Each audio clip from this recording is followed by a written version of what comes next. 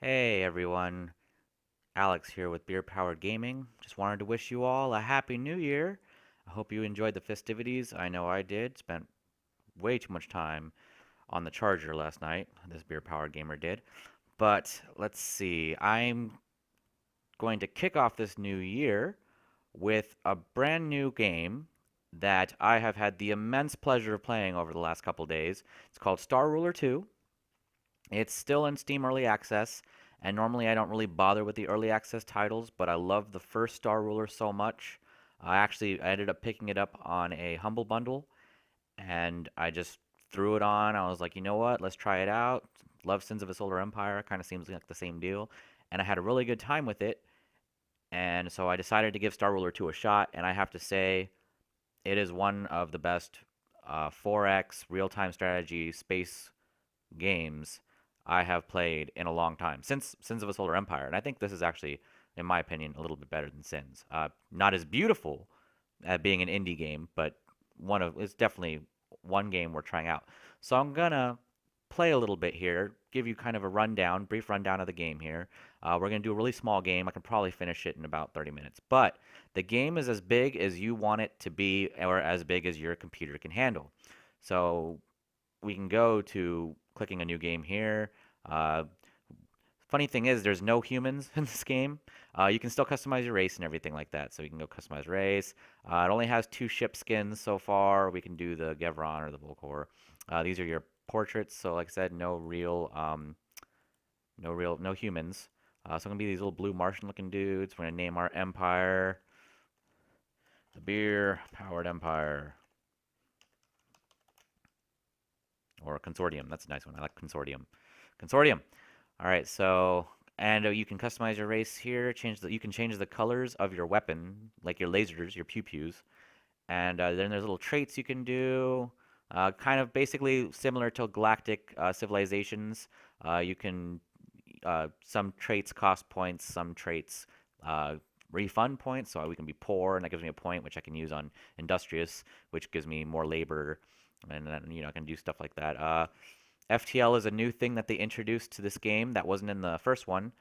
Basically, you can instead of just traveling from star system to star system, you can use FTL to go faster, and you can actually choose how your species travels faster than light. You can do stargates, you can do hyperdrive, you can do slipstream like in Andromeda if you ever watched Andromeda, or you can do these weird beacons that I've never really tried out.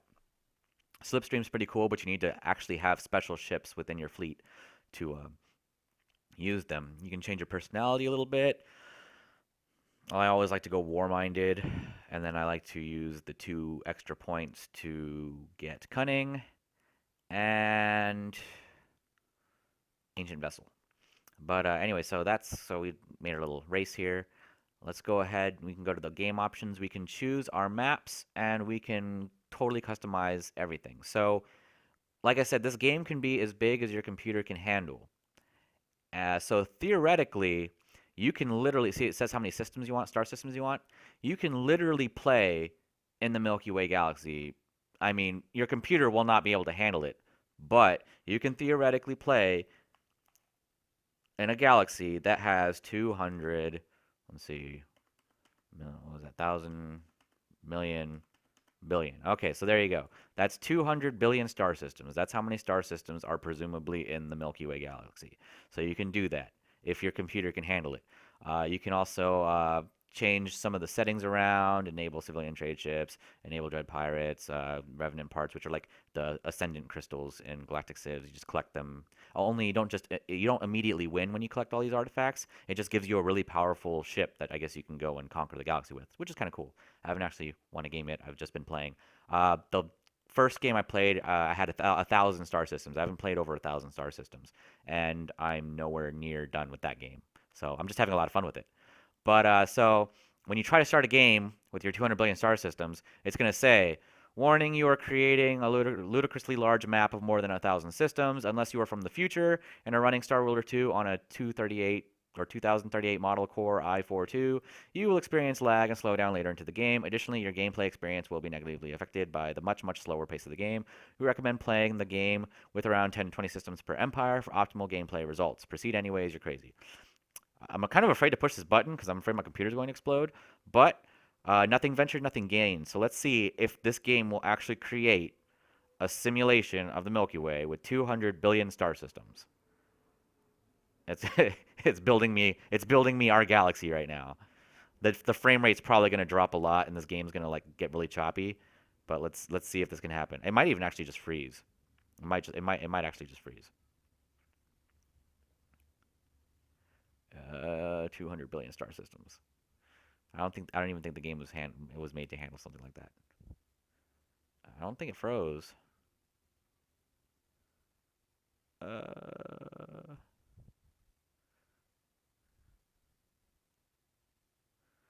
I feel like my computer is about to explode.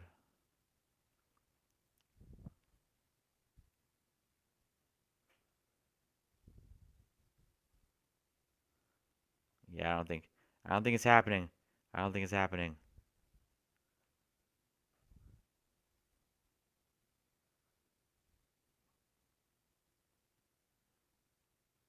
Maybe this is just how long it takes to build a star system with, or not a star system, a galaxy with 200 billion stars. Up, up, up. I think it might have froze. I'm not sure.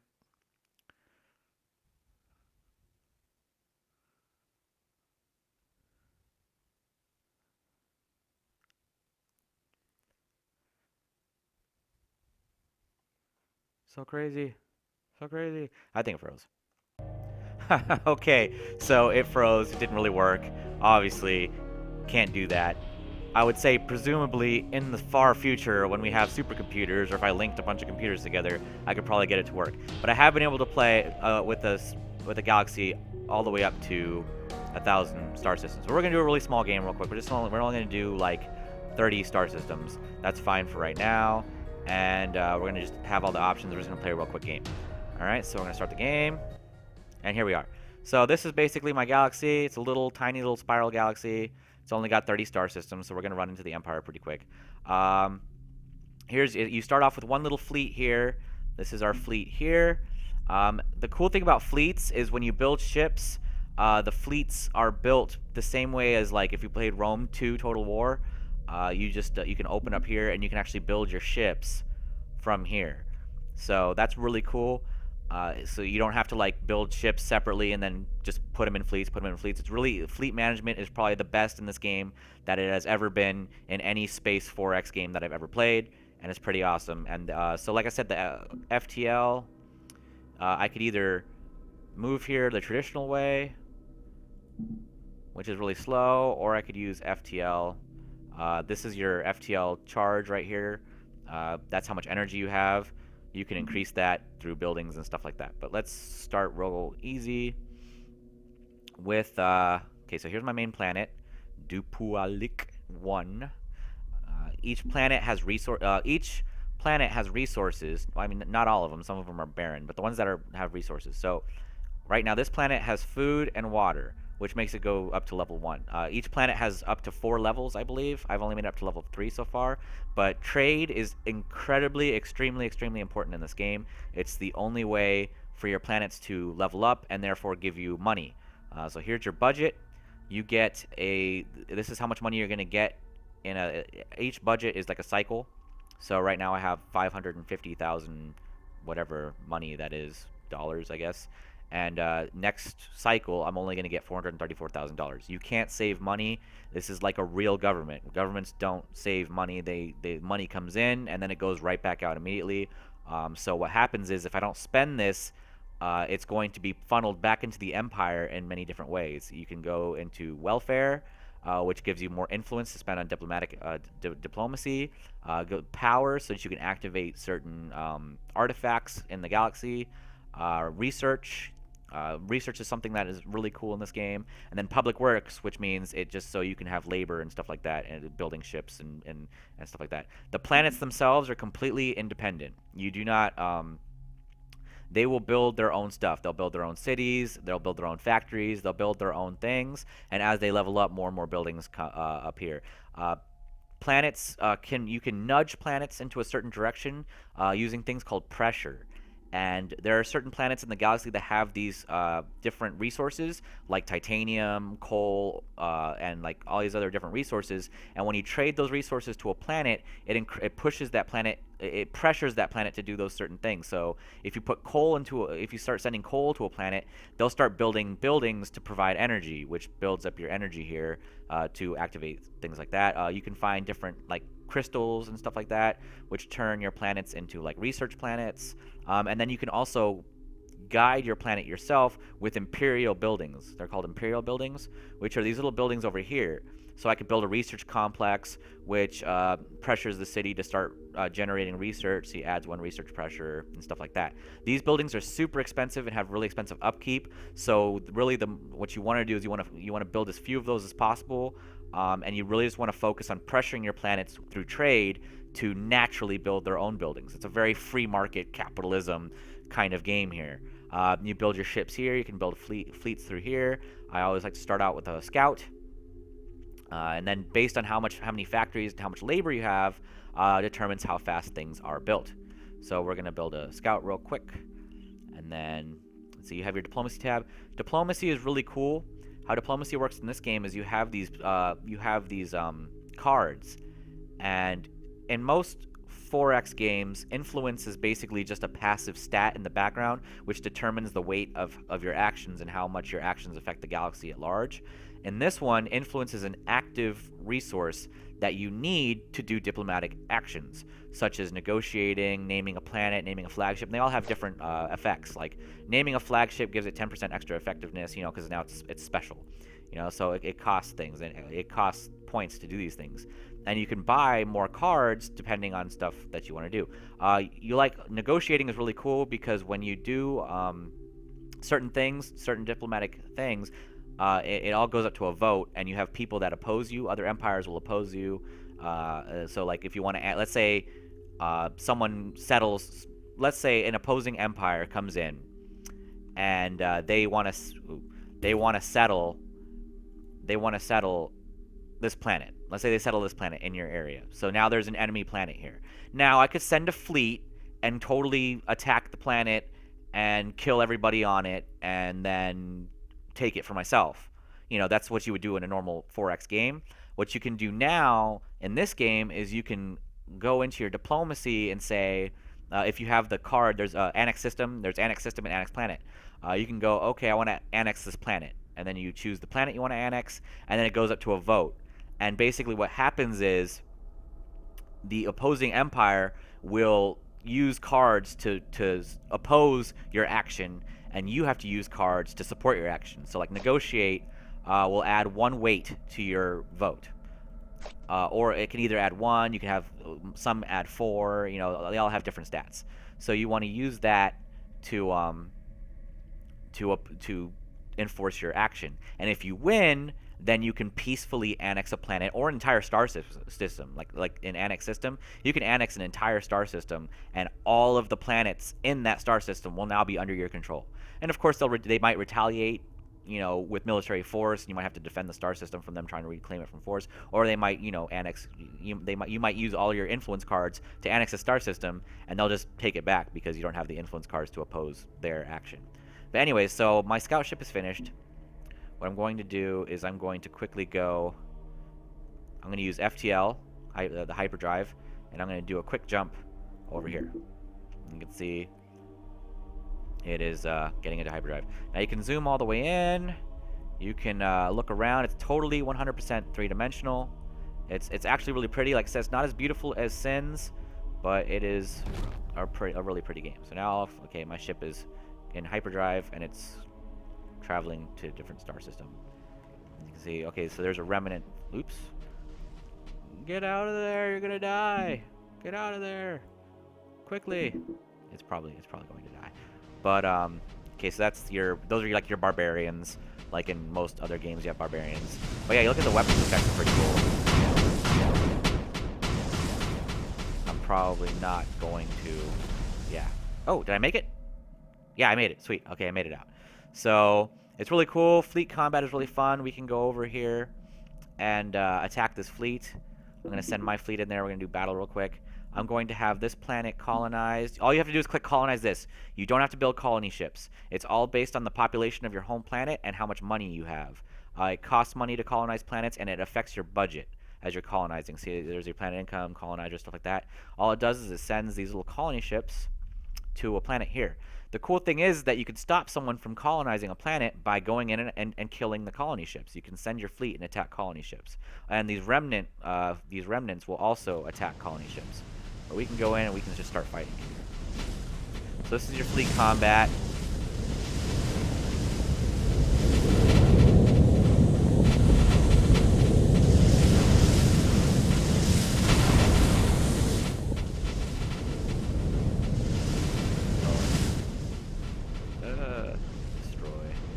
Destroy, destroy.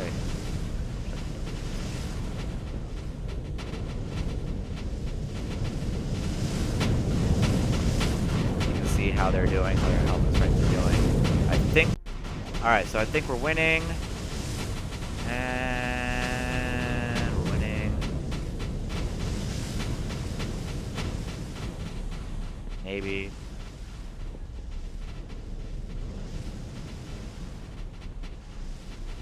Over here on your sidebar, it shows you your resource planets, and I'll show you in a second how that works. So, all right, we beat that. So we defeated that fleet. Now I can send my fleet back, and I'll show you how recruitment works. So right now, I want to turn this planet into a level 2 planet. It requires 1 food, any food resource, and 1 tier 1 resource. Turns out we have a tier 1 resource right here, explosives.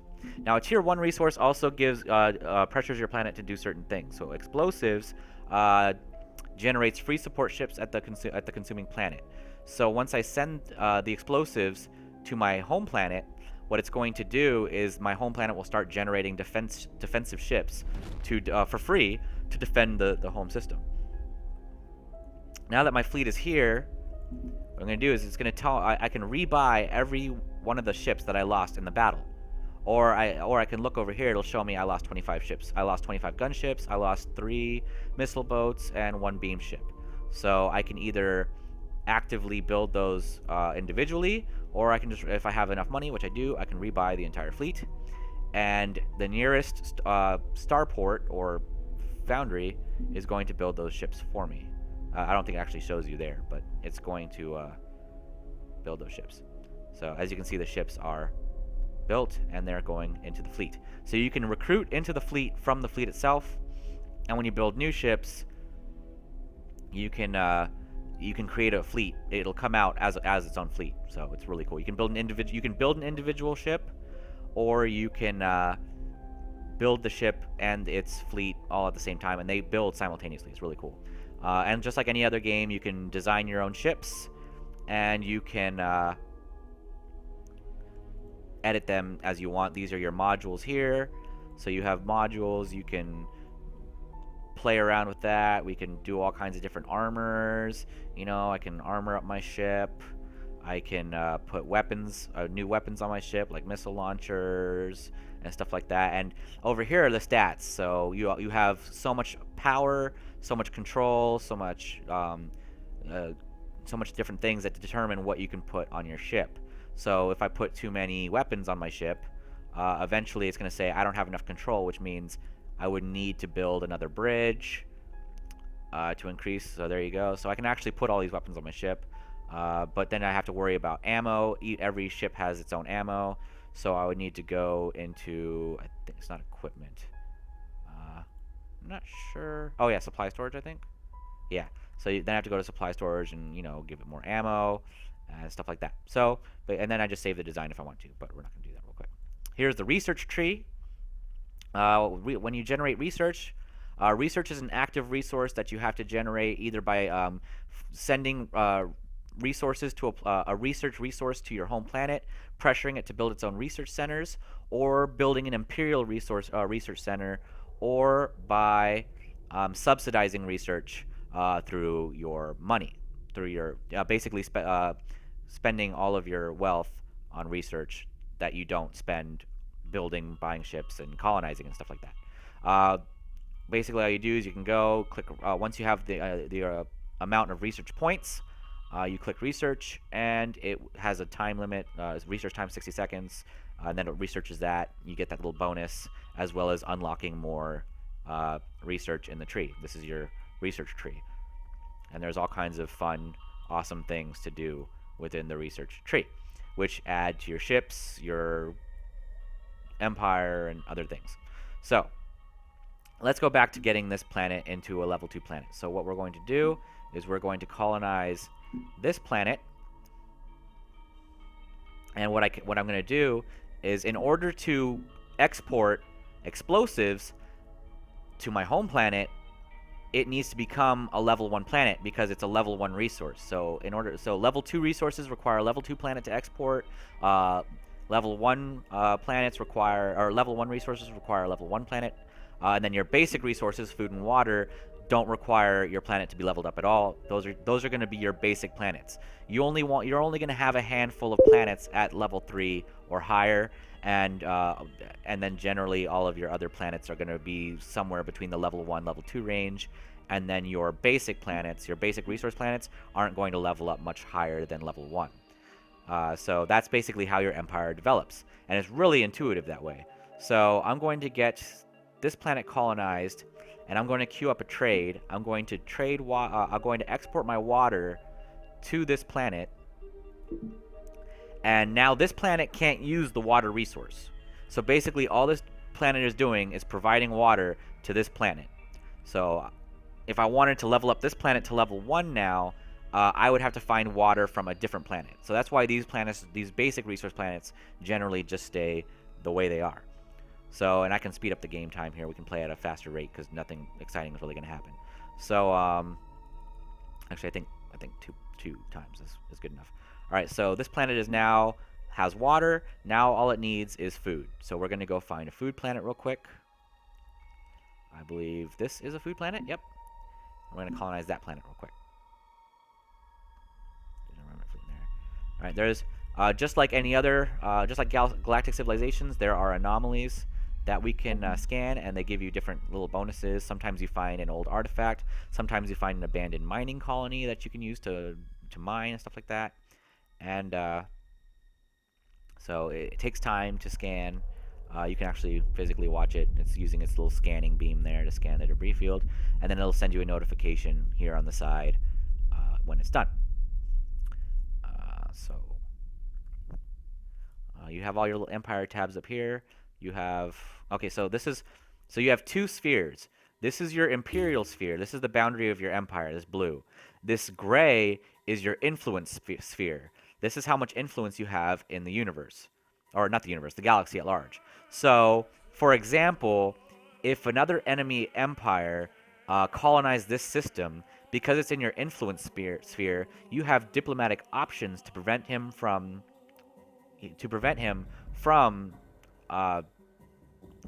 steal that. To prevent him from to annex the system away from him and prevent him from doing anything crazy, or to kind of push him out. You have diplomatic options. Anything outside of your sphere generally doesn't. Generally, you have really no options to stop anyone from colonizing them.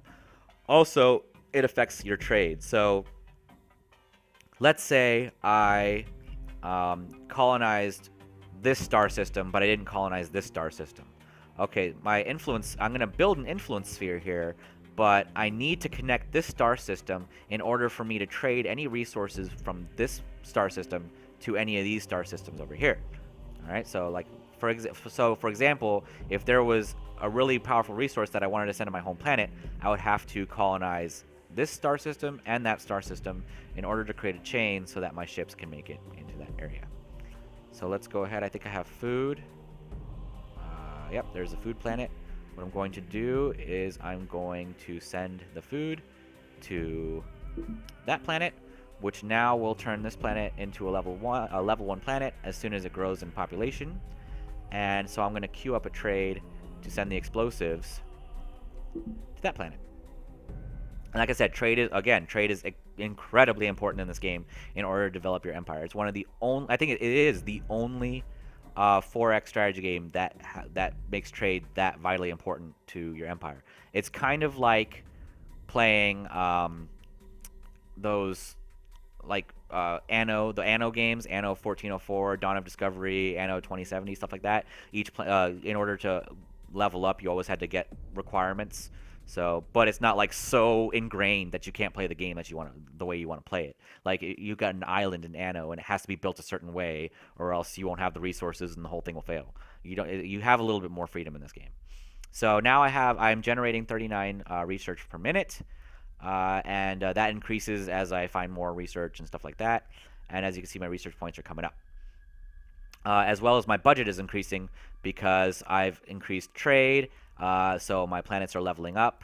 I have a level 1 planet here, and it is putting resources over here, which makes this planet a little bit more important. And I think it's going to... Yep, there, as you can see, it's starting to build its defense fleet there. Or unless that might actually be my replacements for that fleet.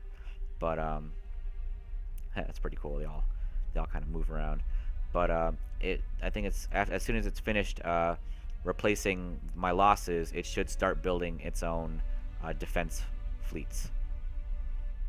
And you can see the little civilian traders. But all right, so let's go ahead and continue on. I'm going to colonize this planet. This food planet is going to provide the last food resource we need to level up this planet to a level 2 planet. I'm going to speed it up a little bit more.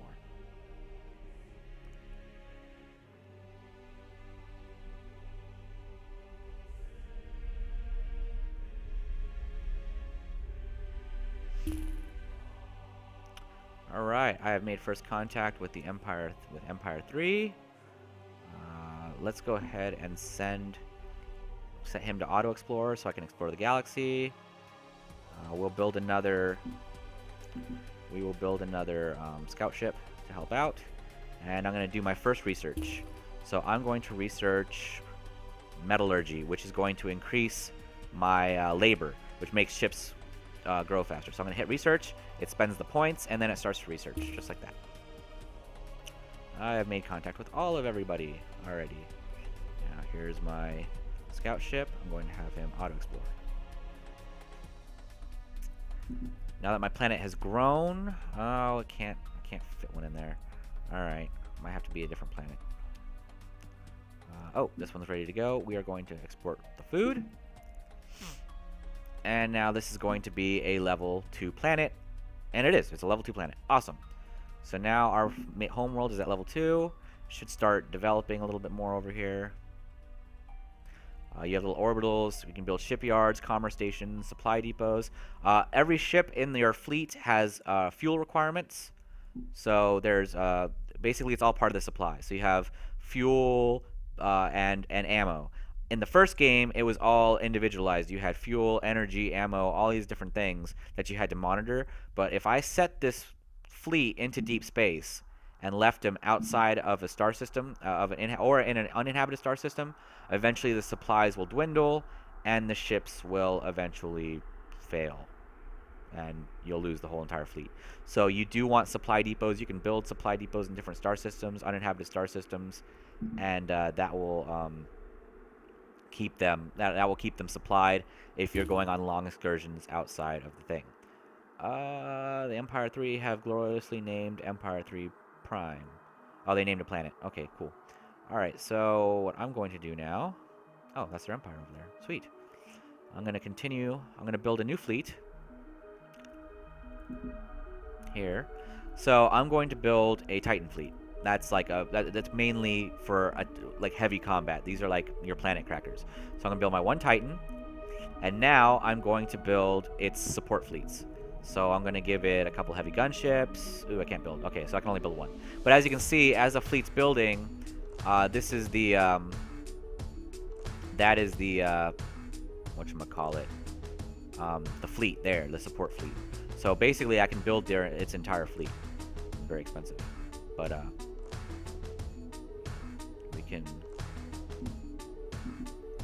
can afford, like, let's see, building 10. I can afford 10 beam ships, add 10 missile boats, and 10 gunships. So basically, I'm going to have a full fleet. In 7 minutes, all of these ships will be built, and an entire fleet. You can see the entire fleet being built.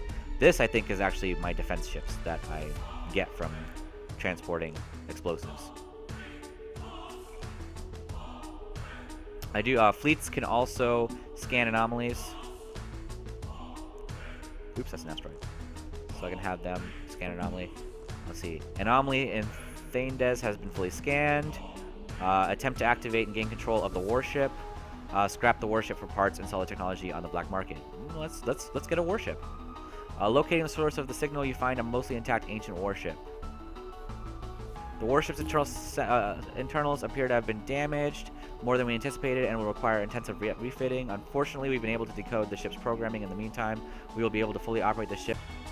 So, oops, I paused it. Unpause. Alright, so let's go ahead and see if I can get that ship back home. Oh, that's cool. Oh, it's a shipyard. I found it. I unlocked a shipyard. I thought I unlocked a ship. Alright, that's cool.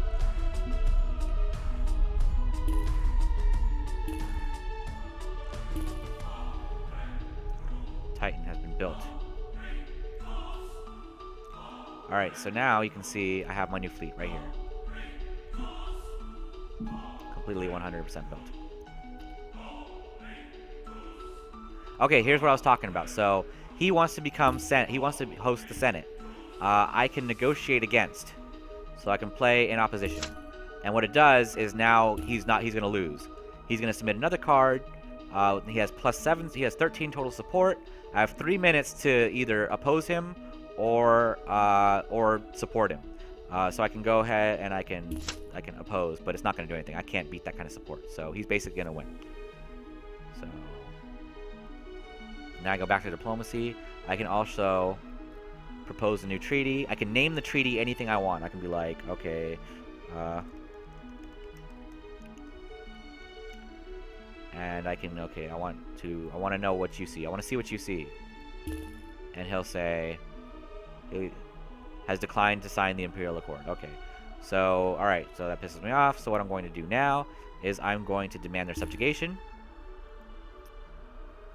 They have declined to sign the demand of surrender.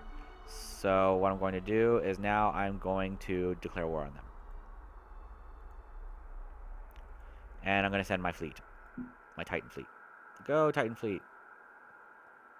They're the green guys, right? Yeah, alright. I think they're the green guys. Oh, hold on.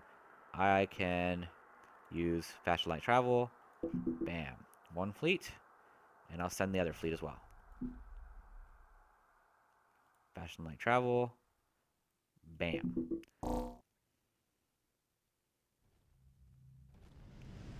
Fleet combat. Ooh, that's fast.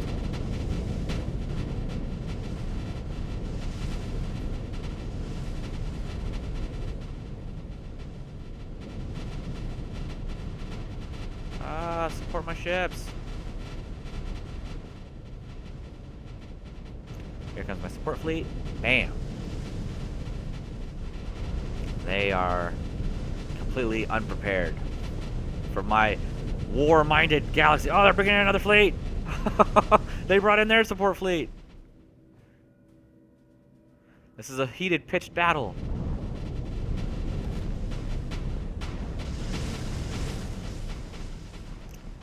Who's this? Oh, they're with me. Awesome. They're supporting me. So now I can capture this planet and this planet. Or I can capture that planet anyways.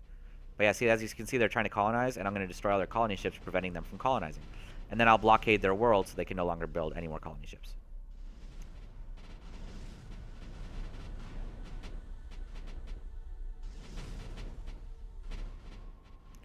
I'm going to send this fleet back to the home country. And I'm going to go back into my research tab, and I'm going to research armor health. That should make them stronger. And weapon impact, which I'll queue. So it queues up automatically. All right, I'll go back to my galaxy here. Look at my level 2 planet. Do I have room? Ooh, this is not my level 2 planet. You. What is that? What planet is that? Where's my level 2 planet at? Here it is. There, sweet. I should be able to afford a research center. and that will increase my research. Excellent. I have a tier 2 resource here. So next thing I want to do is I want to now level up this planet from a level 2 planet. Oops. From a level 2 planet to a level 3 planet, which requires a level 2 resource, a level 1 resource, and more food. So I'm going to go ahead and level up this, or I'm going to go ahead and colonize this planet.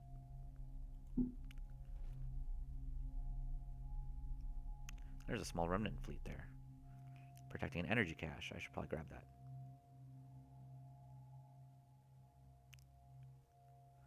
I do believe I have taken this planet. Yep, I have taken this planet. So now I have even more explosives, which allows this planet to build its own defense ships if I leave it in there. But I have to level it up to a level 1 planet. But so that's basically a look at this game at a glance. I can show you the game I'm playing myself. This is the game I'm playing. If it loads. So this is a full Empire game I got going on here. I'm playing again in 1,000 star systems, not 60 or maybe 30. This is 1,000 star systems, and that is what that galaxy looks like. As you can see, 1,000 star systems with a galactic center. And here's my little piece. And as you can see, I have my trade networks all over the galaxy. Leveling up planets. I think I'm in the process. This is my homeworld here, Mars. I'm in the process of turning this planet into a level 4 planet, and I need a lot of resources to do that. I need 2 level tier resources, 2 level 1 resources, and more food. But I have all sorts of little planets here that are all updated and nice and leveled up. I have a heavy carrier coming back, little fleet there, going at hyperdrive speeds. As you can see, I've increased my hyperdrive limit. I have a ton of energy. I have a huge influence. I can do all kinds of diplomatic actions here. I make 1 million per turn, and there's my research. And I haven't really researched too much. I can do subsystem help there. There we go. All right, so basically that's Star Ruler Tool Against. I highly recommend this game. It's on sale right now. I think it's on sale for another 22 hours. It's on sale for it's $17.99. It was on sale for less, but that flash sale is over for that. Again, I highly recommend this game if you love 4X real-time strategy space games. This one is a must-buy in my book. I give it a it's pretty much feature complete. It's missing a couple races. I think they're going to put in a couple more ships, and then they're going to tweak the ship design a little bit more. And I think there's only like a couple audio tracks, so mostly it's just music. But the gameplay is solid. It's finished. It's there. You can play a full game. It's not like Galactic Civilization 3 where like whole features are missing. Everything is there and ready to go and ready to play. It's really awesome. And the cool thing is this game is only a handful of megabytes to install. It is a very small game that just has so much content to play around with. So if you're just looking for a really good 4X game to play, again, I highly recommend Star Ruler.